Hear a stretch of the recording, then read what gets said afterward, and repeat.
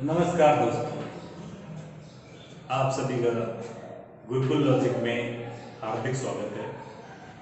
एक बार फिर से मैं आपके सामने जेपी यादव गुरुकुल लॉजिक में फिजिक्स की स्टडी को लेके आपके समक्ष उपस्थित हूँ। मैं यहाँ पर आपको एक बात कहना चाहता हूँ कि इस महामारी के चलते हम लोगों ने 12th में कुछ वीडियोस को अपलोड करके स्टूडेंट्स को पढ़ाने की और स्टूडेंट्स को समझाने की, उनको मैटर पहुंचाने की, उनकी स्टडी को सुचारू रूप से चलाने का पूरा प्रयास किया। इसी बीच में 10th क्लास के स्टूडेंट्स की तरफ से भी जो आ रही रिक्वेस्ट है कि फिजिक्स के क्वेश्चंस को ज़्यादा से ज़्यादा इंक्लूड किया जाना चाहिए। फिजिक्स के टॉपिक्स को सर मुझे भी क्लियर करके यहाँ तक हमारे भी इश्यूज़ को रिजॉल्व किया जाए।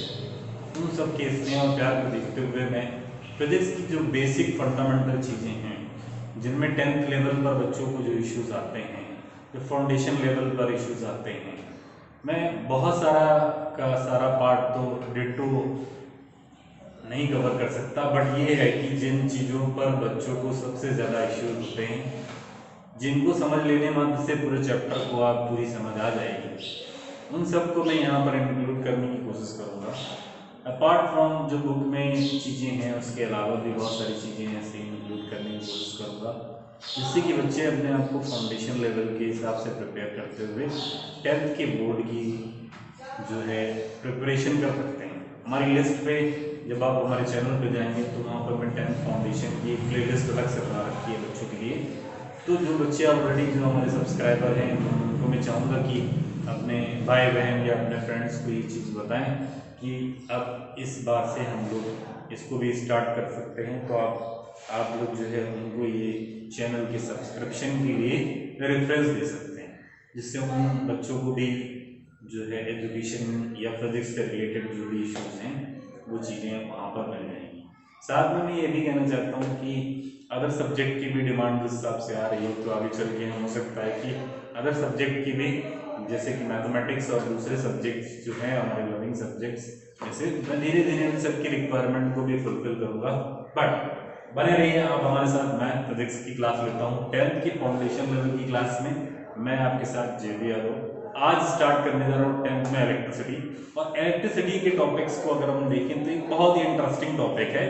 इस टॉपिक को मैं अगर कहूँ कि ये आप इसको जो है डिनाई नहीं कर सकते, क्योंकि ये वाला टॉपिक जो है ना 11th में भी आके बोर्ड में बच्चों के साथ जो है पहला ही चैप्टर में से आता है। तो ये बेसिक एक नीड है, फिर आगे चल के वास्ट होता चला जाता है और इंजीनियरिंग और मेडिकल्स में इसका एक वास्ट एप्लीकेशन है, जिससे आप सभी लोग इसके बारे में फेमिलियर हैं। मैं इसके स्कोप के बारे में बात करूँ तो ये एक ऐसा टॉपिक है जिससे कि इलेक्ट्रिसिटी की, इलेक्ट्रिकल की एक पूरी की पूरी इंजीनियरिंग की एक अलग पूरी ब्रांच ही बन के आ जाती है। और थोड़ा सा अगर माइन्यूट लेवल पर चले जाते हैं तो इलेक्ट्रॉनिक्स की भी एक ब्रांच बन के निकलती है, और दोनों को मिला दें तो जो है आप समझ सकते हैं कि इंस्ट्रूमेंटेशनल पार्ट से भी ये अछूता नहीं है। तो ये टॉपिक जो है आज कवर करते हैं, हमारे साथ बने रहिए।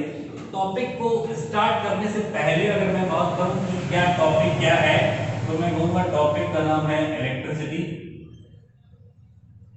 इलेक्ट्रिसिटी की बात करें तो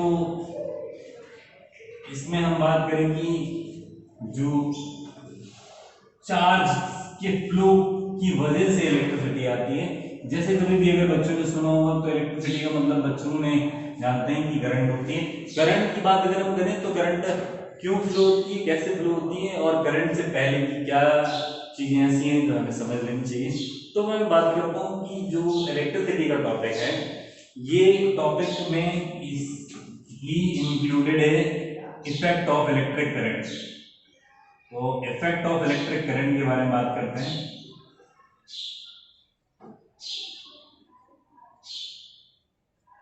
तो ये इफेक्ट ऑफ इलेक्ट्रिक करंट को हम बाद में बात करेंगे कि भाई इलेक्ट्रिक करंट के क्या इफेक्ट है। बट इससे पहले तो इलेक्ट्रिसिटी समझे, और इलेक्ट्रिसिटी क्या है, कैसे जनरेट होती है, इसके बारे में पूरा का पूरा नॉलेज ले लेते हैं। तो आइए मैं स्टार्ट करता हूँ कि सबसे पहले अगर मैं बात करूँ कि ये इलेक्ट्रिक करंट जो आई लिखते हैं, इसको मैं अगर बेसिकली डिफाइन कर दूँ तो ये rate of flow of charge है, that is Q upon T। Q यहाँ पर क्या है, इसके बारे में बात करते हैं कि ये होता है चार्ज, और ये जो टाइम है आपका वो T से रिप्रेजेंटेड है, तो ये टाइम लिखा हुआ है। चार्ज के बारे में अब मैं डिटेल से थोड़ा स्टडी कर लेता हूँ, और टाइम तो ऐसा है कि जो हमारे आगे पीछे हमेशा चलता ही रहता है। तो पर ये टाइम की रेट, किस रेट से चार्ज फ्लो हो रहा है इलेक्ट्रिसिटी में, उसको कवर करते हैं। बट चार्ज के बारे में पहले फुल स्टडी करते हैं कि क्या है भाई, बेसिकली चार्ज ये क्या चीज़ है। तो हम जब बात करें कि चार्ज क्या है, तो चार्ज को समझने के लिए मैं करता क्या हूँ कि जो चार्ज की जनरेशन पे चला जाता हूँ, ओरिजिन पे चला जाता हूँ कि ओरिजिनली ये चार्ज कहाँ से प्रोड्यूस होता है।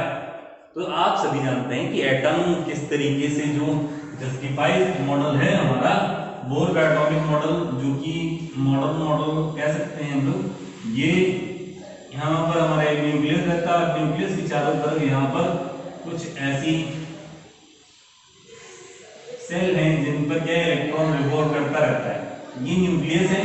और न्यूक्लियस पर क्या है कि न्यूट्रॉन और प्रोटॉन जो है ये बेसिक पार्टिकल्स पाए जाते हैं। इन पर जो इलेक्ट्रॉन है, ये इलेक्ट्रॉन इस पर रिवॉल्व करते रहते हैं, और electron more than 2 depending on the atomic number of the atom depend करता है, और ये सेल्स ऐसे बढ़ती हुई चली जाती हैं, उसी हिसाब से नंबर ऑफ न्यूट्रॉन और नंबर ऑफ प्रोटॉन बनते हैं।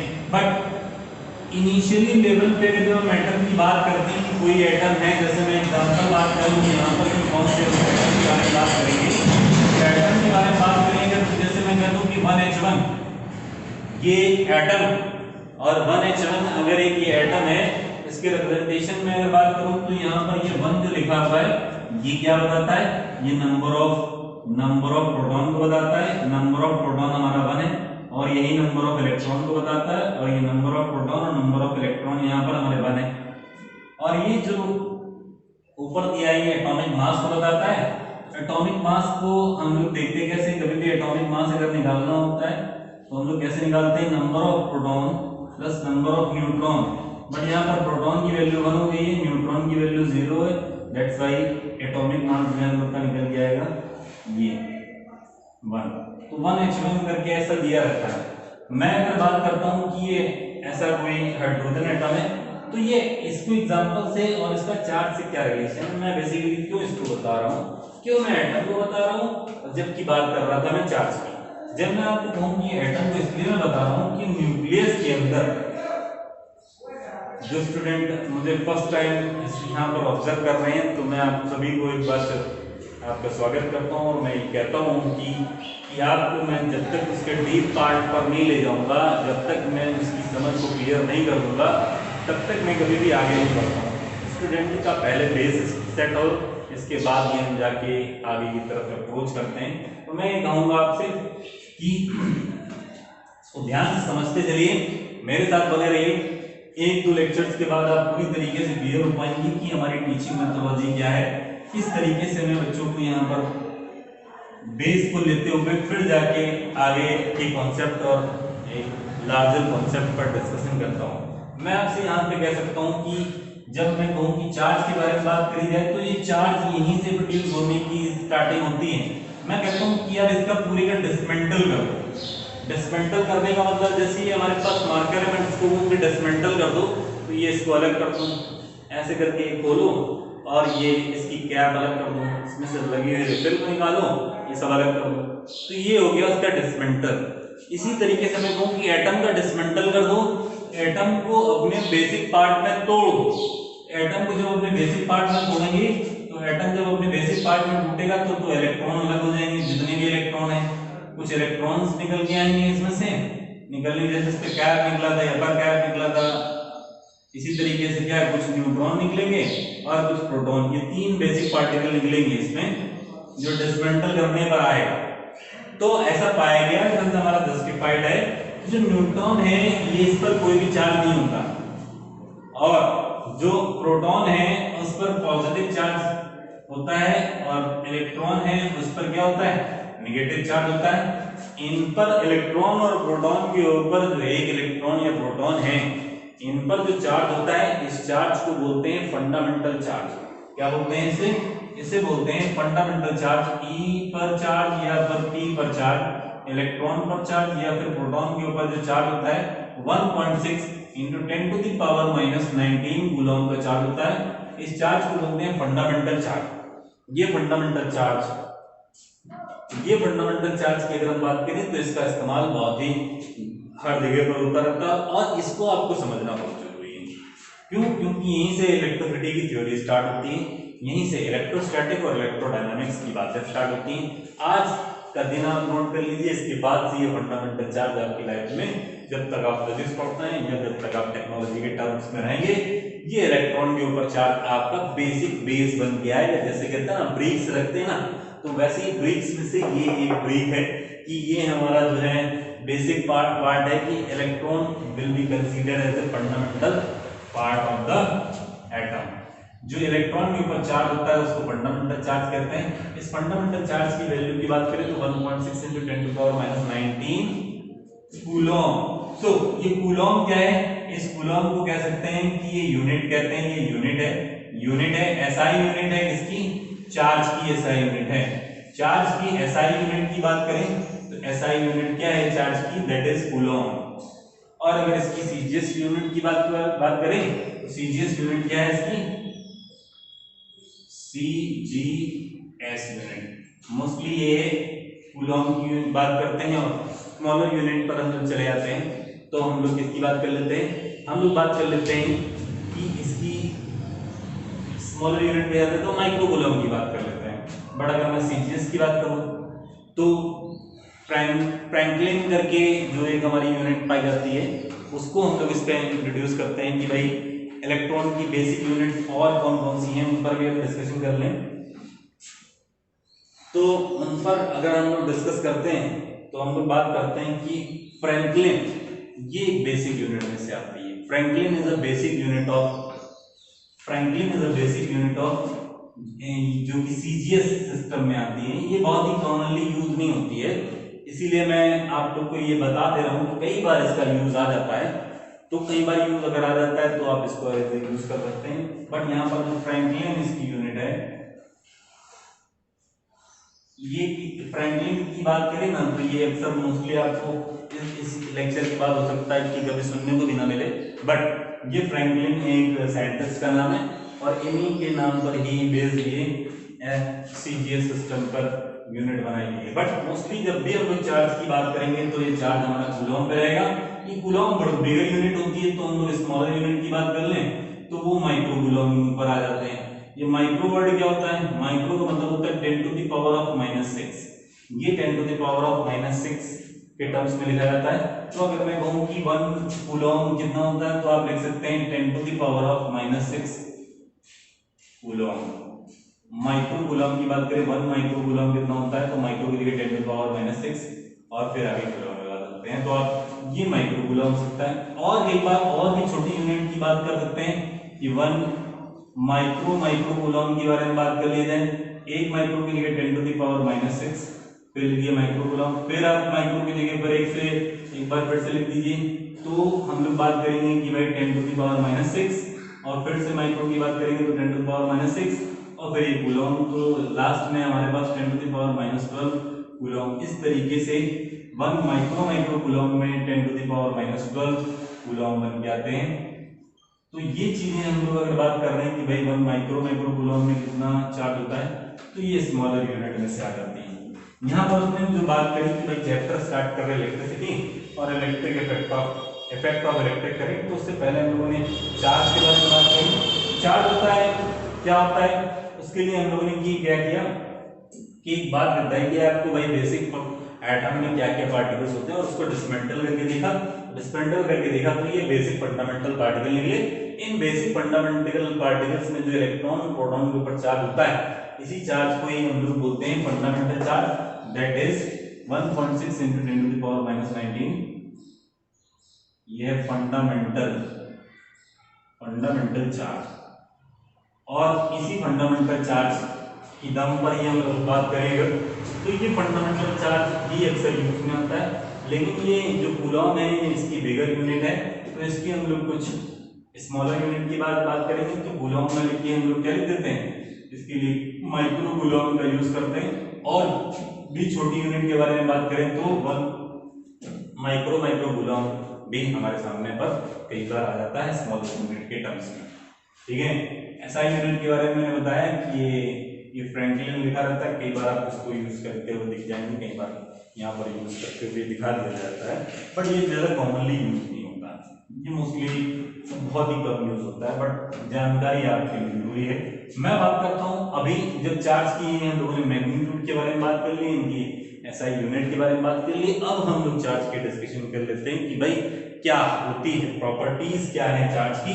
तो आइए हम लोग अब बात करते हैं कि चार्ज की क्या क्या प्रॉपर्टीज हैं, किस हिसाब से चार्ज बिहेव करता है, क्या क्या बेसिक प्रॉपर्टीज चार्ज की क्या है। आइए सभी लोग डिस्कस करते हैं हम लोग की बेसिक प्रॉपर्टीज ऑफ चार्ज क्या है। तो मैं कहूंगा कि 10th की, जैसे मैंने आज से क्लासेस स्टार्ट कर दी हैं, तो 10th की जो प्लेलिस्ट मैंने बनाई हुई है उसमें आगे चल के जो है और भी वीडियोस आते रहेंगे, उनमें मैं डालता रहूंगा।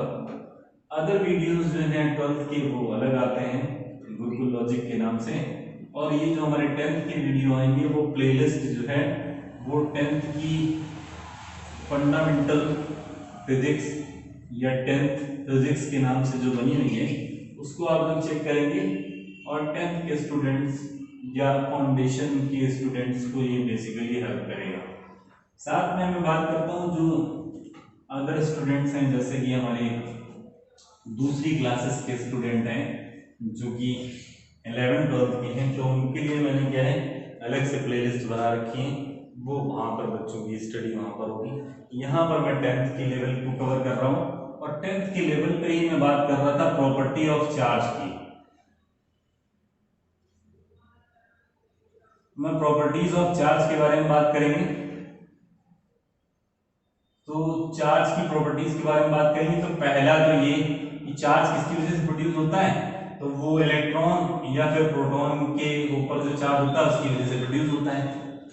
तो कितनी वैल्यू होती है एक इलेक्ट्रॉन के निकलने से, या फिर एक प्रोटॉन तो भाई बेस पे रहता है, न्यूक्लियस पे रहता है, तो मोस्टली हम कहें कि भाई जो प्रोटॉन न्यूक्लियस के अंदर रहता है, करने को तो डिसमेंटल कर दिया था, बट ऐसा है कि क्या मोस्टली न्यूक्लियस को ब्रेक करके तोड़ करके फिर क्या प्रोटॉन निकाला जा सकता है? तो मोस्टली हम बात करें कि यूजुअली ऐसा नहीं होता है कि न्यूक्लियर को ब्रेक किया जाए। न्यूक्लियर को ब्रेक करोगे तो यहाँ से बच्चे समझ सकते हैं इनिशियल लेवल पे कि वो न्यूक्लियर एनर्जी वहां से रिलीज होगी, और आपको हो सकता है कि ब्रेक करने के लिए उस टाइम पर रिक्वायर्ड एनर्जी है वो भी ठीक ठाक देनी पड़े। तो मैं बात करूं कि रिस्पॉन्सिबल कौन हो गया, मोस्टली इलेक्ट्रॉन ही रिस्पॉन्सिबल हो गया किसी पार्ट पर, किसी पार्टिकल पर चार्ज की ओरिजिनेशन के लिए रिस्पॉन्सिबल पार्टिकल कौन हो गया, इलेक्ट्रॉन। अब मैं धीरे धीरे हाइट को स्टार्ट करता हूं ऊपर की तरफ उठाना, और फिर मैं बात करता हूं कि electron is the only particle which is responsible for the charge generation in any object. कोई भी ऑब्जेक्ट के बारे में मैं बात कर लेता हूं, तो शुरुआती ऑब्जेक्ट अगर मान लेते हैं ये मेटल का बना हुआ है, मान लेते हैं ये मेटल का बना हुआ है, किस मेटल का बना हुआ है, डजंट मैटर, बट अगर मेटल का बना हुआ है तो मेटल में हम जानते हैं कि फ्री चार्ज रहते हैं, फ्री इलेक्ट्रॉन्स रहते हैं। वो फ्री इलेक्ट्रॉन्स अक्सर क्या करते हैं, इसमें इधर उधर क्या करते हैं, ब्राउनियन मोशन करते रहते हैं, रिवॉल्व होते रहते हैं, घूमते फिरते रहते हैं इसमें।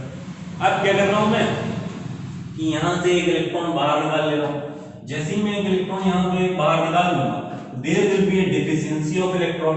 यहां पर जैसे ही डेफिशिएंसी हो जाएगी तो यहां पर इसी की जगह से इलेक्ट्रॉन के हटने की वजह से यहां पर क्या हो जाएगा, पॉजिटिव चार्ज, और जहां पे इलेक्ट्रॉन पहुंच चुका है इस जगह पहुंच चुका है वहां पर नेगेटिव चार्ज आ जाएगा। क्यों? क्योंकि मैं एक चीज आपको बता देना चाहता हूं कि इलेक्ट्रॉन के ऊपर जो चार्ज होता है वो नेगेटिव चार्ज होता है, और नेगेटिव कितना 1.6 × 10⁻⁻19 कूलम का नेगेटिव चार्ज होता है। अब अगर मैं बात करूं कि इतना इलेक्ट्रॉन जहां पहुंचेगा वो इतने के बराबर की नेगेटिविटी तो प्रोड्यूस कर ही देगा, इतने के बराबर की नेगेटिविटी प्रोड्यूस करने का मतलब इतने मैग्नीट्यूड का नेगेटिव चार्ज उस जगह आ जाएगा। लेकिन यहाँ पर जो पॉजिटिव चार्ज है वो पॉजिटिव चार्ज के बारे में अगर हम लोग बात करें कि ये पॉजिटिव चार्ज कितना ओरिजिनेट हो जाएगा, तो पॉजिटिव चार्ज के बारे में अगर हम लोग डिस्कशन करना चाहें तो positive charge deficiency of electron की वजह से ही प्रोड्यूस हुआ है। जितनी डेफिशिएंसी इलेक्ट्रॉन की हुई है उसकी वजह से ही प्रोड्यूस हुआ है। जैसे मैं बात कर रहा था कि भाई एटम, और एटम में अगर मैं कहूं कि ऐसा है इसके अंदर क्या है कि 1 प्रोटॉन है, न्यूट्रॉन के बारे में बात नहीं कर रहे हैं, और 1 इलेक्ट्रॉन है यहाँ पर। तो यहाँ पर मैं टोटल एटम के बारे में बात करूं कि ये कहूंगा इलेक्ट्रिकली न्यूट्रल है। क्यों? क्योंकि जितना इलेक्ट्रॉन की वजह से नेगेटिव चार्ज कितना 1.6 × 10⁻⁻19 कूलम का, उतना ही प्रोटॉन की वजह से positive charge that is 1.6 × 10⁻19 coulomb का। तो नेट कितना हो जाएगा? बताओ नेट कितना हो जाएगा? 0। बट जैसे ही मैं कहूं कि यहां से भाई मैंने इलेक्ट्रॉन हटा दिया, ये इलेक्ट्रॉन मैंने यहां रिमूव कर दिया, तो जैसे ही इलेक्ट्रॉन मैंने रिमूव कर दिया तो तुमसे बात करेंगे तो ये कितना बताओगे यहां पर कितना चार्ज आ गया? 10⁻⁻19 कूलम का। और फिर जब मैंने इसको हटा दिया है तो यहां पर ये बचा नहीं, जब तो तुम बताओ कि अभी यहां पर क्या बचा? कितना चार्ज रिजोनेट हो गया? डेफिशिएंसी ऑफ इलेक्ट्रॉन हुई नहीं कि एक तुरंत का तुरंत यहां बचा प्रोटॉन, और प्रोटॉन की वजह से जो चार्ज होता है वो कितना होता है? 10⁻⁻19 1.6 × 10⁻⁻19 के बराबर का चार्ज यहां पर प्रोड्यूस हो जाएगा। अब ये जो चार्ज यहां पर प्रोड्यूस हुआ है वो इलेक्ट्रॉन के जाने की वजह से ही प्रोड्यूस हुआ है। ऐसा नहीं है कि यहाँ पर प्रोडक्शन जो हुआ है डेफिशिएंसी ऑफ इलेक्ट्रॉन की वजह से हुआ है। इलेक्ट्रॉन जो गया उसकी वजह से पॉजिटिव चार्ज आ गया, इलेक्ट्रॉन जहां पहुंचा वहां पर नेगेटिव चार्ज आ गया। That means for the generation of positive charge only electron responsible, for the generation of negative charge the electron is the only particle in the atom which is responsible for the generation of negative charge as well as positive charge। तो इस statement को ध्यान रखिए, ये statement ऐसा है कि versatile है, यूनिवर्सल स्टेटमेंट है कि electron is only responsible for generation of positive charge और नेगेटिव चार्ज। इस बात को मैंने यहाँ पर आपको प्रूव करने की कोशिश करी कि डेफिशिएंसी की वजह से ही कई बार क्या होता है कि पॉजिटिव चार्ज जनरेशन होता है, कई बार क्या हमेशा अक्सर ऐसे होता है कि डेफिशिएंसी ऑफ इलेक्ट्रॉन की वजह से ही क्या होता है? पॉजिटिव चार्ज रिजोनेट होते हैं। बट नेगेटिव चार्ज की अगर हम लोग बात करें तो नेगेटिव चार्ज तो भाई जितने इलेक्ट्रॉन यहाँ से, जैसे मैं कहता हूँ कि इसी में थोड़ा सा और डिस्कशन को मैं बढ़ा लेता हूँ, इतना पार्ट आप लोग समझ चुके होंगे कि भाई मैं एक इलेक्ट्रॉन निकाला मैंने तो एक की डेफिशिएंसी हो गई, एक पॉजिटिव चार्ज आ गया, और यहाँ पर जैसे ही पहुंचाया एक इलेक्ट्रॉन तो एक के बराबर का यहाँ पर नेगेटिव चार्ज आ गया। फिर दूसरा इलेक्ट्रॉन निकाला तो दूसरा दो इलेक्ट्रॉन के बराबर का पॉजिटिव चार्ज, यहाँ पर पॉजिटिव चार्ज हो गया, नेगेटिव यहाँ पर तीसरा इलेक्ट्रॉन निकाला तो 3 के बराबर का, यहाँ से डेफिशिएंसी होती जा रही। तो वैसे ही 1 2 3 ऐसे करके पॉजिटिव चार्ज रिजोनेट होता चला जाएगा क्योंकि उतने की डेफिशिएंसी होती जाएगी। ये चीज मैंने यहाँ समझाई। जैसे मैं कहूँ कि दूसरा और जनरलाइज इसके बाद जरूरत नहीं पड़ेगी मुझे लगता है। यहाँ पर मैं मान लेता हूँ कि बीच में जो न्यूक्लियस था वहां पर 5 प्रोटॉन थे और यहाँ पर जो इलेक्ट्रॉन आउटर मोस्ट शेल पे थे वो 5 इलेक्ट्रॉन्स थे। और एक ही में सब 5 नहीं थे, वो किसी कोई हो सकता है कि पहली ऑर्बिट का हो, कोई दूसरी ऑर्बिट का, कुछ ऐसा है। टोटली जो शेल पे जो ऑर्बिट पर घूमने वाले जो इलेक्ट्रॉन्स थे वो टोटल 5 थे, और ये जो न्यूक्लियस के अंदर प्रोटॉन थे वो 5 थे। वो दोनों मिला के अभी जो चार्ज के बारे में बात करें तो वो चार्ज अभी कितना होने वाला है? वो 0 होने वाला है। आप सभी लोग समझ पा रहे हैं इस बात को कि भाई जितना इलेक्ट्रॉन का नेगेटिव चार्ज और प्रोटॉन का पॉजिटिव चार्ज, तो दोनों मिलके क्या होने वाले हैं? वो उसको 0 करने वाले हैं। बट अगर मैं यहाँ पर आपसे कहूँ कि एक इलेक्ट्रॉन यहाँ से मैंने हटा दिया, इलेक्ट्रॉन को हटा कहाँ ले गए? यहाँ पे लेके आ गए। एक इलेक्ट्रॉन को अगर मैंने हटा दिया तो यहाँ पर एक इलेक्ट्रॉन के बराबर का negative charge that is -1.6 into 10⁻⁻19 coulomb का चार्ज यहाँ प्रोड्यूस हो गया। बट यहाँ पर क्या हो रहा है? यहाँ पर देख पा रहे हैं कि नया सिनेरियो हमारे पास ऐसा है कि न्यूक्लियस में अभी भी अंदर से थोड़े ना प्रोटॉन हटा लोगे, तो प्रोटॉन अभी भी 5 है, लेकिन इलेक्ट्रॉन बाहर कितने बचे हैं? 4 इलेक्ट्रॉन। तो अभी क्या है कि इन पर क्या जो नेट चार्ज है वो क्या 0 है ना? अब चार्ज नेट 0 नहीं रहा। क्यों? क्योंकि 4 इलेक्ट्रॉन 4 प्रोटॉन के चार्ज को तो कैंसिल आउट कर देंगे, बट एक बचेगा ना। 4 इलेक्ट्रॉन 4 न्यूट्रॉन के चार्ज को पूरी तरीके से कैंसिल आउट कर देंगे due to the positive and negative opposition. But एक पॉजिटिव चार्ज का जो प्रोटॉन है वो बच जाएगा, तो न्यूक्लियस पर क्या हो जाएगा? एक पॉजिटिव चार्ज क्रिएट होता हुआ नजर आएगा। मैं कहूंगा कि पूरे के पूरे एटम पर ये चीज समझ में आएगी कि इसमें पॉजिटिव चार्ज जनरेट हो चुका है। तो यहाँ पर हुआ क्या? मोस्टली कि यहाँ से इलेक्ट्रॉन निकलने पर जहां पर इलेक्ट्रॉन पहुंचा वहां पर नेगेटिव चार्ज जनरेट हो गया, और जहां से पहुंचा वहां पर पॉजिटिव चार्ज जनरेट हो गया। इसका मैं एक आपको क्या करता हूं, बेसिक एग्जांपल ले लेता हूं।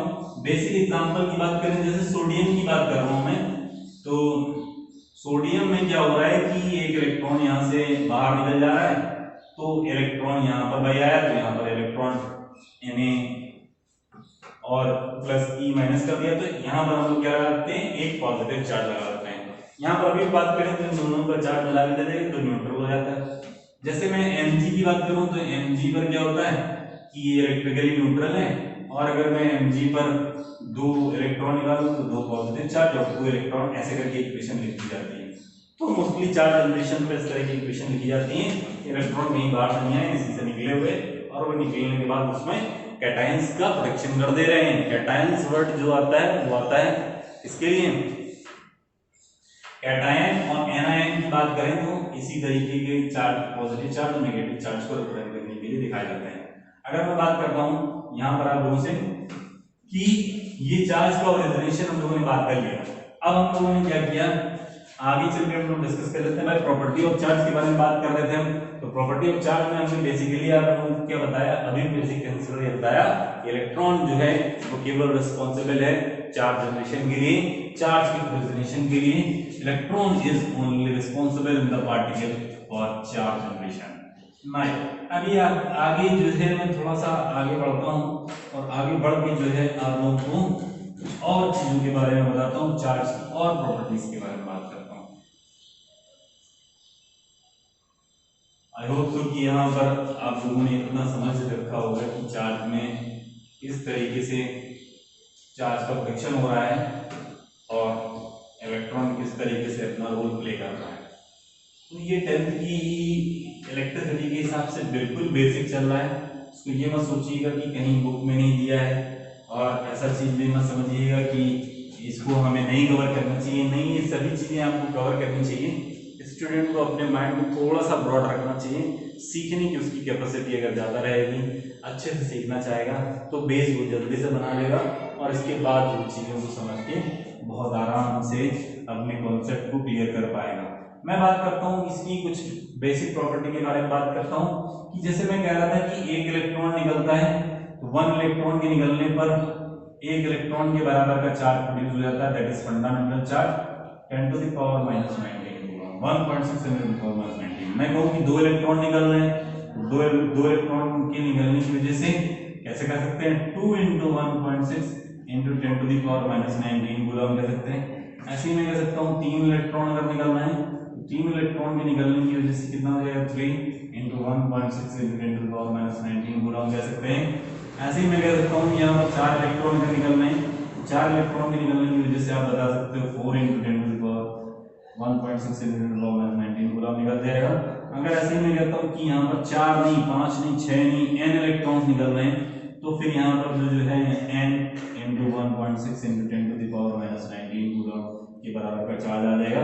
तो आप यहाँ से मैं जनरलाइज करके कह सकता हूँ कि किसी भी बॉडी पर, कोई भी बॉडी थी, उस पर बॉडी पर अगर मैं कहूँ कि n इलेक्ट्रॉन्स अगर निकल जाए तो फिर जो चार्ज जनरेट हुआ होगा इस बॉडी पर, चार्ज Q जनरेट हुआ होगा, तो Q = NE लिख सकते हैं। तो NE के बराबर का चार्ज आएगा, जहाँ पे N क्या है, वो ऐसा नहीं है कि कोई फ्रैक्शनल टर्म है, N is a positive integer, यहाँ पर पॉजिटिव इंटीजर को रिप्रेजेंट कर रहा है, वेयर E क्या है, E represent the fundamental charge that is 1.6 × 10 to the power -19 coulomb. ये सभी बेसिक चीजें हैं, आपको बेसिकली आपको मैं बताना चाहता हूँ n never be fraction, n always be a integer part। ये हमेशा का हमेशा क्या रहेगा, इंटीजर पार्ट रहेगा, ये कोई भी फ्रैक्शनल पार्ट नहीं हो सकता। फ्रैक्शनल पार्ट क्यों नहीं हो सकता, मैं बता तो रहा हूँ यार, कि कभी इलेक्ट्रॉन निकलेगा तो पूरा का पूरा निकलेगा, 1 इलेक्ट्रॉन निकलेगा, ऐसा कभी दो इलेक्ट्रॉन निकल सकता है, तो क्या भी कैसा कैसा कर सकते हो, 1.5 इलेक्ट्रॉन निकल रहा है, ऐसा कर सकते हो क्या, नहीं निकल सकता। ऐसा मैं कहूँ कि 2.25 इलेक्ट्रॉन निकल रहे हैं, 3 इलेक्ट्रॉन लगे हैं, नहीं जाएगा तो पूरा जाएगा ना, इलेक्ट्रॉन कहीं से छोड़ेगा अपना प्लेस तो पूरा का पूरा इलेक्ट्रॉन निकलेगा ना, तो जब जाएगा तो पूरा का पूरा चार्ज लेके जाएगा। ऐसा तो नहीं हो सकता है कि 1.5, 2, 1.5, 1.7, 1.3, 3.2, 1.5, ऐसा कुछ भी नहीं हो सकता।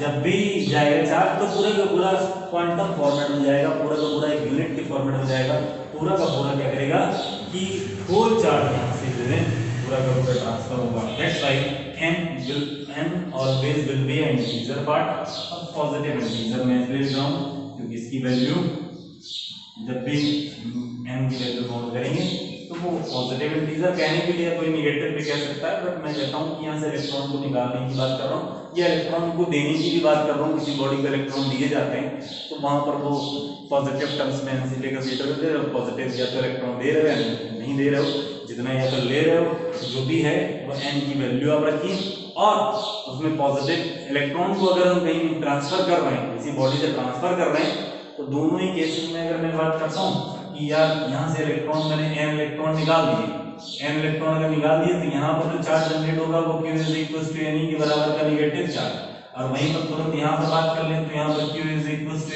Ne के बराबर का पॉजिटिव चार्ज।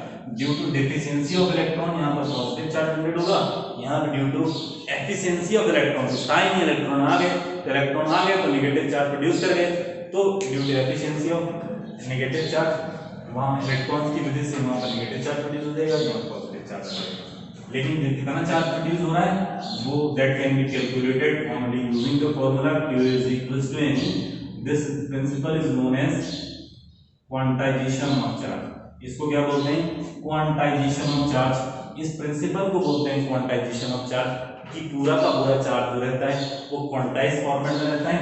क्वांटाइज फॉर्मेट का मतलब ये, जब भी चार्ज कभी कहीं प्रोड्यूस होगा that can be produced the integer multiple of fundamental charge, that is 1.6 into 10 to the power minus 19 coulomb, यानी 1.6 into 10 to the power minus 19 coulomb के टर्म्स में ही ये चार्ज प्रोड्यूस होगा।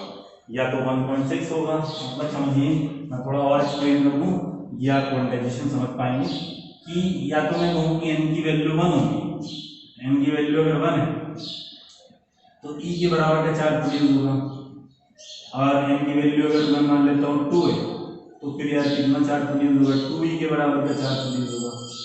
तो चार्ज की वैल्यू या तो रहेगी 1.6, यहाँ तो 1.6 रहेगी, या 3.2 into 10 power minus 19 रहेगी, या फिर 3 से मल्टीप्लाई कर दिए तो 4.8 into 10 power minus 19 रहेगी। n की इंटीजर वैल्यूज पर ही चार्ज आएगा और बाकी की किसी वैल्यूज पर यहाँ पर जो है चार्ज नहीं आएगा, यहाँ पर बाकी किसी वैल्यूज पर चार्ज नहीं आएगा। अभी मैं पूछूं कि n की वैल्यू 1.5 है तो क्या कोई चार्ज मिलेगा? कोई ग्राफ ही नहीं मिल रहा है।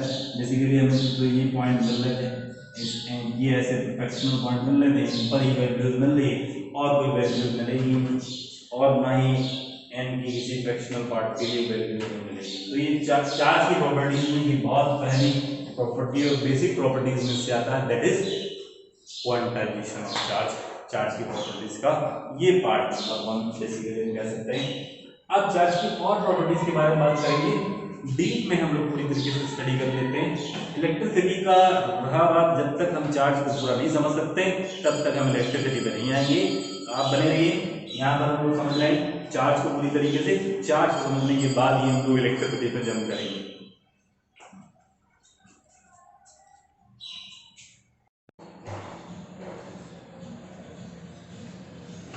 यहाँ पर हम लोगों ने क्वांटाइजेशन ऑफ चार्ज के बारे में स्टडी करी। अब हम आप लोगों को आगे बताते हैं कि चार्ज की और क्या प्रॉपर्टीज होती हैं। चार्ज की प्रॉपर्टीज के बारे में आगे फर्दर और डिस्कशन करते हैं। जैसे मैं कहूँ कि चार्ज के टाइप्स के बारे में बात कर लें तो साफ साफ दिखता है कि पॉजिटिव चार्ज होता है और नेगेटिव चार्ज होता है, बट इनको अगर रख के कभी ऑब्जर्व किया जाए कि इनको पास में जब नियर बाय रखा जाता है तो उनके बिहेवियर को जब ऑब्जर्व किया गया तब ऐसा पाया गया कि चार्जेस के बीच में इलेक्ट्रोस्टैटिक फोर्स लगता है। क्या लगता है? There is a electrostatic force in between the charges, और वो depending on the nature of the charge, कि चार्ज का क्या नेचर है, कि पॉजिटिव चार्ज है या फिर नेगेटिव चार्ज, या फिर पॉजिटिव नेगेटिव कॉम्बिनेशन है, किस तरीके का कॉम्बिनेशन है, उस कॉम्बिनेशन के हिसाब से ही यहाँ पर क्या किया गया है, ये बताया गया है कि कितने तरीके का चार्ज होता है। और अगले टॉपिक में हम ये बताते हैं आपको कि कितने तरह का चार्ज होता है और किस तरीके से उसमें फोर्सेस लगते हैं। तो चार्जेस की बात करें तो चार्ज दो तरीके का होता है। आपको बात करते हैं प्रॉपर्टी, हम लोग नेक्स्ट बात कर रहे हैं। अगर आप लोगों ने हमारे चैनल को सब्सक्राइब नहीं किया हो तो आप हमारे चैनल को सब्सक्राइब कर सकते हैं। मैं टाइप्स ऑफ चार्ज के बारे में बात कर लेता हूँ, टाइप्स ऑफ इलेक्ट्रिक चार्ज के बारे में बात करता हूँ।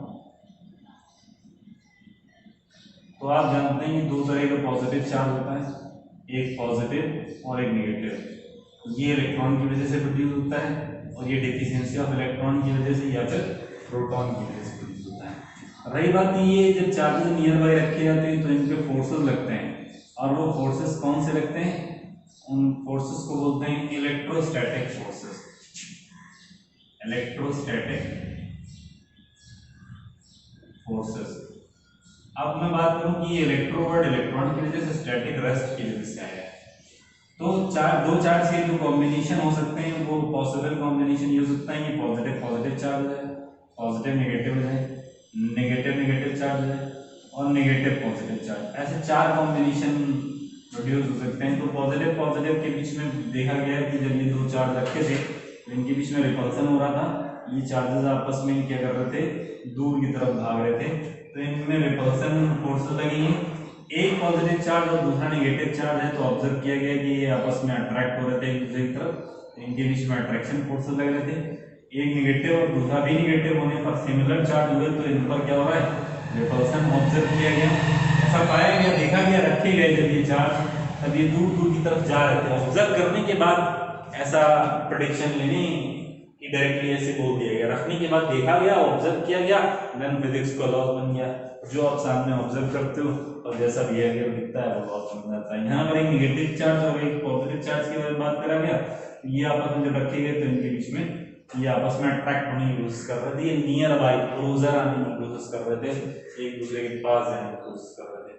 फोर्सेस की बात करें तो 2 तरह के फोर्सेस होते हैं इलेक्ट्रोस्टैटिक फोर्सेस, एक रिपल्सिव फोर्सेस और दूसरा अट्रैक्टिव फोर्सेस। तो यहाँ पर जो रिपल्सिव फोर्सेस और अट्रैक्टिव फोर्सेस हैं, इन फोर्सेस का अगर मैं फोर्सेस की यूनिट के बारे में बात करूं तो यूनिट क्या होती है फोर्स की, यूनिट ऑफ फोर्स कौन सा, इलेक्ट्रोस्टैटिक फोर्स की यूनिट के बारे में बात करें तो वो यूनिट रहेगी कूलॉम, न्यूटन रहेगी। और न्यूटन को अगर हम लोग कूलॉम्स के टर्म्स में लेके जाना चाहें तो मैं बता देता हूँ कि वो किस तरीके से कूलॉम्स लॉ से निकाली जाती है। फोर्स तो बेसिकली न्यूटन ही रहने वाली है, फोर्स की यूनिट तो न्यूटन ही रहने वाली है। सो इस पर क्या लगता है कि कूलम्बियन लॉ लगता है, इनके पीछे लगने वाला इलेक्ट्रोस्टैटिक फोर्स जो है वो एक कूलम्बियन लॉ से एक्सप्लेन किया जाता है। अब यहाँ पर एक कहते हैं ना, मैं बात कर रहा था इलेक्ट्रोस्टैटिक में इलेक्ट्रिक करंट की, बट कहते हैं जब तक मैं पूरा डीप आप लोग को वो चीज़ नहीं बता दूंगा कि जितना आपको मालूम होना चाहिए वो तब तक मैं उस पर वहां नहीं पहुंचता हूँ। फिर मैं अगर बात करता हूँ कि 2 चार्ज कभी भी रखें और 2 चार्ज जब नियर बाय रखें, तो नियर बाय अगर चार्ज Q1 रखा है और Q2 रखा है और उनके बीच की डिस्टेंस को अगर मैं R दूं तो they experience a force, it might be positive type अगर है तो वो रिपेल करेंगे, और ये नेगेटिव पॉजिटिव होते तो अट्रैक्ट भी कर रहे हैं, तो वो लगने वाला फोर्स जो है directly proportional to product of their charges. Electrostatic forces is directly proportional to product of their charges and inversely proportional to the square of distance between them। 2 equations बन रही हैं, the Coulombian force between charges is directly proportional to product of their charges and inversely proportional to the square of distance between them। hence इन दोनों equations को हम लोग अगर combine कर देते हैं तो ये आता है Q1 Q2 upon R square. ये F है, ये कूलम्बियन फोर्स है। कौन सा फोर्स है, कूलम्बियन फोर्स, और इस लॉ को कूलॉम्स लॉ कहते हैं, एक कूलॉम्स लॉ है।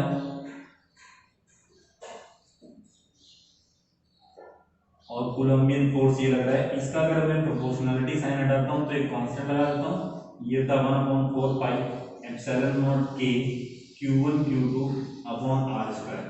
As being a 10th class में बेसिकली इतना बता सकता हूं कि ये सारा का सारा कांस्टेंट होता है, इसमें से 1 समझते हैं, 4 समझते हैं, pi that is 22/7 epsilon naught permittivity of free space की हमारे चारों तरफ कौन सा एनवायरनमेंट है, k is a dielectric constant. कई बार क्या है कि इंसुलेटिंग मटेरियल दोनों चार्ज के बीच में रख सकते हो, वैक्स रख सकते हो या कुछ वुड रख सकते हो या कुछ और, तो k की वैल्यू उस पर डिपेंड कर जाती है, बट ये सब की वैल्यू जो है कांस्टेंट रहती है। जबकि बीच में एयर हो दोनों चार्जेस के बीच में तो k की वैल्यू जो आती है वो आती है 1, और जो पूरा का पूरा ये कांस्टेंट है ना 1/4 पाई एप्सिलॉन नॉट, इसकी वैल्यू होती है 9 × 10⁻⁹। ये कांस्टेंट अगर रखते हैं तो इलेक्ट्रोस्टैटिक फोर्स कितना हो जाता है 9 × 10⁹ Q1 Q2 upon R square. ये कूलम्बियन फोर्स इनके बीच में लगता है।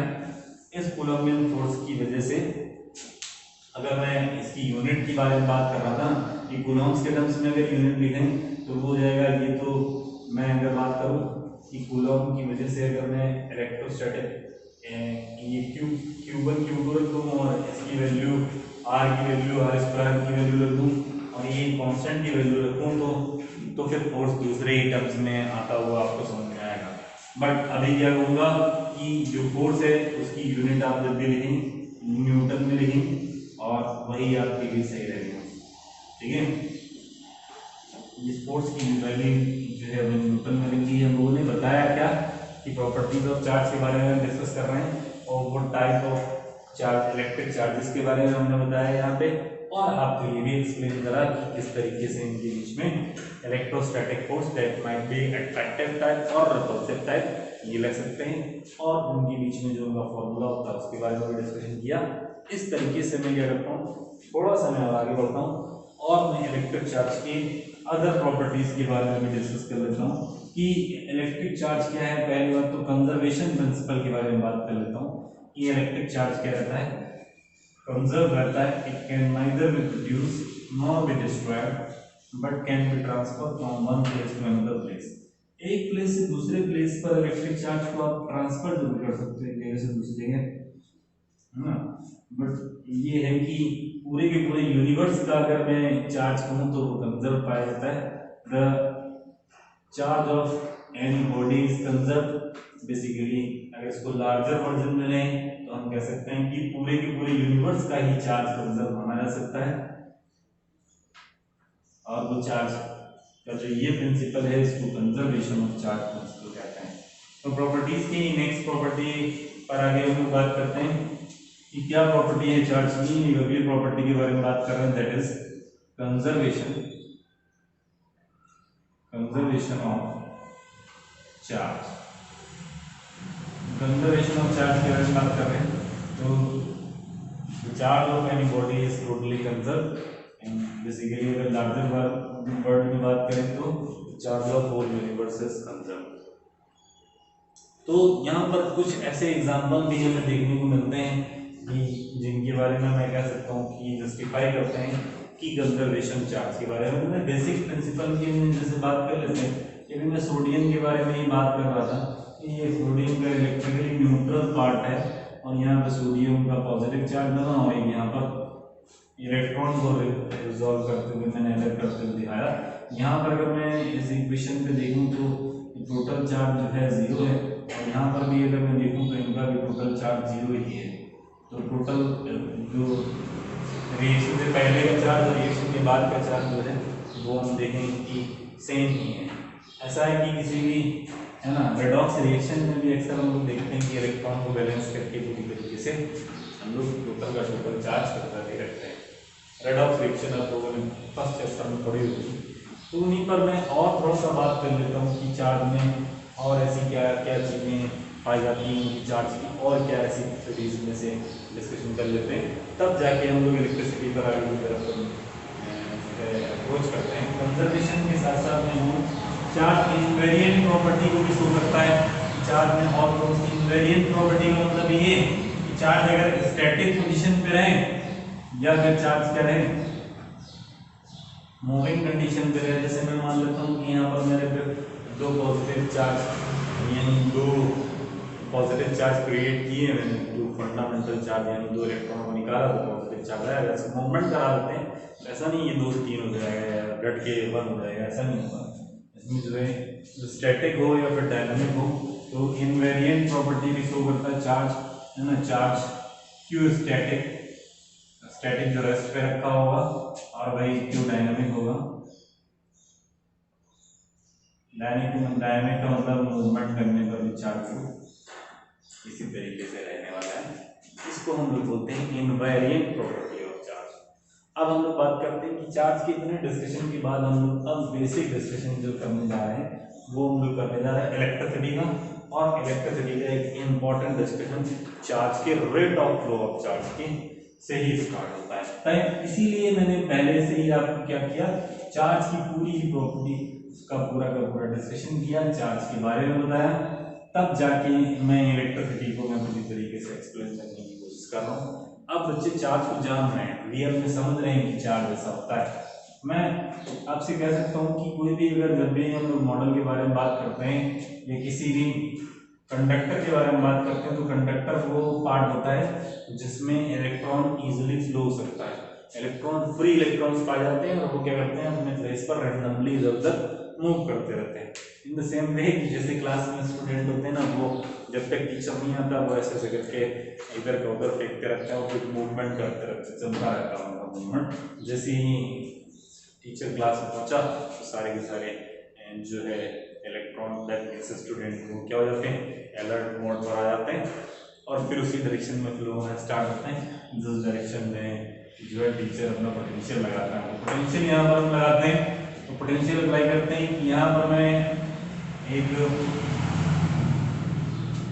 बैटरी लगा रहा हूँ, उसका पोटेंशियल V है और ये उसका पॉजिटिव टर्मिनल, ये रहा उसका नेगेटिव टर्मिनल।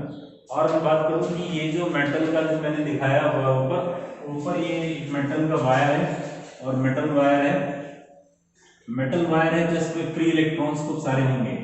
ऐसा है कि इसमें फ्री इलेक्ट्रॉन्स होंगे और वो फ्री इलेक्ट्रॉन्स क्या करते हैं, रैंडमली मूव कर रहे होंगे। वो फ्री इलेक्ट्रॉन्स कहीं पे भी रैंडमली मूव कर रहे होंगे, इधर उधर रैंडम मोशन कर रहे होंगे, जिगजैग मोशन कर रहे होंगे। इन द सेम वे जैसे कि ब्राउनियन मोशन कर रहे होंगे, जैसे कि आप समझते हैं कि इलेक्ट्रॉन क्या करते हैं, रिवॉल्व करना स्टार्ट करते हैं। कहीं पर भी देखें तो जैसे गैसेस के मॉलिक्यूल्स में है तो कोलिजन के बाद तो कहीं इधर चले जाते हैं, तो वैसे ही सेम वे में ये भी आपस में इधर उधर घूमते रहते हैं जब तक कि कोई भी पोटेंशियल इनके क्रॉस ना लगाया जाए। जैसे ही पोटेंशियल लगाया जाता है तो इस पॉइंट का पोटेंशियल हो गया हाई, ये नेगेटिव से अटैच होने की वजह से पोटेंशियल हो गया लो। अब पोटेंशियल लो हो गया तब क्या होगा कि ये इलेक्ट्रॉन्स चाहेंगे कि ऐसा है भैया कि इलेक्ट्रॉन है यहाँ पे नेगेटिव चार्ज, दोनों के बीच में रिपल्सन लगेगा, यहाँ पे इलेक्ट्रॉन इस पे पॉजिटिव चार्ज, तो इन पर अट्रैक्शन लगेगा। तो सब के सब चाहेंगे कि आओ चलो आओ इधर चलें, आओ लौट चलें गुरुकुल की ओर, तो इधर की तरफ जो है आना स्टार्ट होते हैं। ठीक है, तो यहाँ पर सारे के सारे जो है इलेक्ट्रॉन किधर आ रहे हैं, पॉजिटिव चार्ज की तरफ मूव करते हुए अट्रैक्ट हो रहे हैं, गुरुकुल की तरफ जाना स्टार्ट कर रहे हैं। ये इनका जितना इलेक्ट्रॉन्स हैं वो सभी की सभी पॉजिटिव चार्ज की तरफ आना स्टार्ट कर रहे हैं। यहाँ पर पॉजिटिव चार्ज की तरफ लोकलाइज होके मूवमेंट करना स्टार्ट कर रहे हैं। जैसे ही इनका इलेक्ट्रॉन्स का मूवमेंट स्टार्ट हुआ, जैसे ही इलेक्ट्रॉन का मूवमेंट स्टार्ट हुआ तो मैं कोई पर्टिकुलर क्रॉस सेक्शन एरिया ले लो, यहाँ पर मैं बैठ गया हूँ और बैठ के यहाँ से चुपचाप से देख रहा हूँ कि ये क्या हो रहा है। यहाँ पर बैठे हुए, यहाँ पर एक स्टूडेंट को मैंने बैठा दिया है, स्टूडेंट बहुत ही रेस्ट कंडीशन पे आराम से बैठ के देख रहा है, एक एक इलेक्ट्रॉन को काउंट करेगा। तो ये इलेक्ट्रॉन को काउंट करेगा तो ये हो गया ऑब्जर्वर। क्या हो गया, ऑब्जर्वर। ये हो गया ऑब्जर्वर जो कि ऑब्जर्व करेगा, किसको ऑब्जर्व करेगा, यहाँ से पहुंचने वाले इलेक्ट्रॉन को, और काउंट करेगा बैठ के, एक पास हो गया, दो पास हो गया, तीन पास हो गया, चार पास हो गया, ऐसे करके काउंट करना स्टार्ट करेगा। तो ये टोटल काउंट करेगा कि कितने इलेक्ट्रॉन्स यहाँ से निकल गए।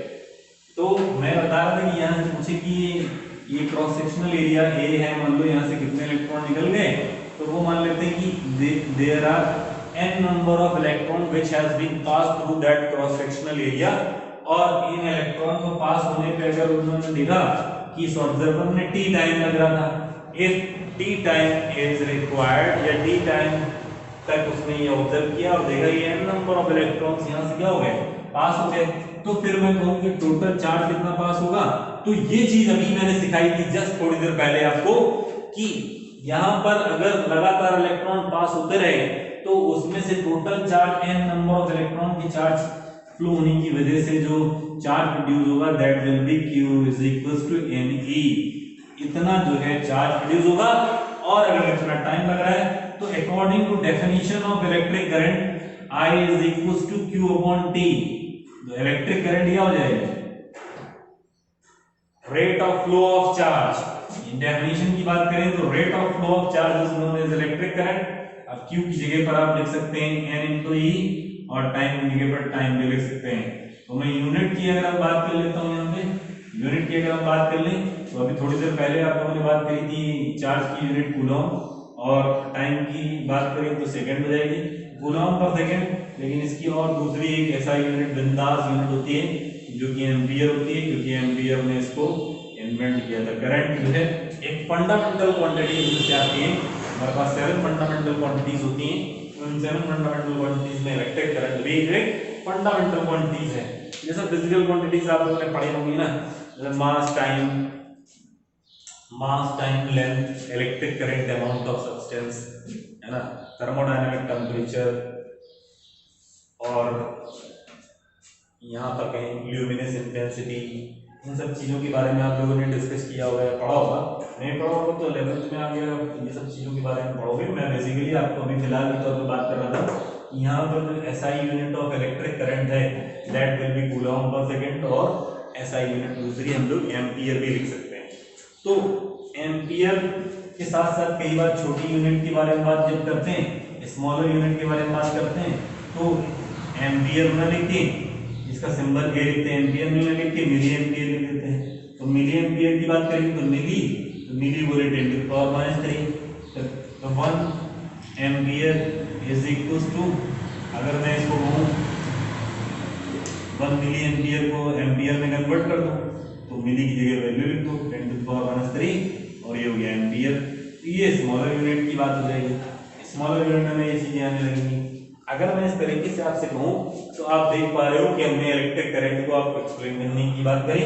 यहाँ पर मैंने क्या किया है, क्या 1 मिनट पहले ये बताओ कि जैसे टर्मिनल्स पर मैंने ये वायर कनेक्ट नहीं किया है, अभी क्या बताओ, ये बैटरी है, इसका वायर यहाँ पर ये इधर पड़ा है, इधर पड़ा है, लेकिन दूसरा ये कनेक्टर है, इसमें क्या इलेक्ट्रॉन फ्लो होंगे?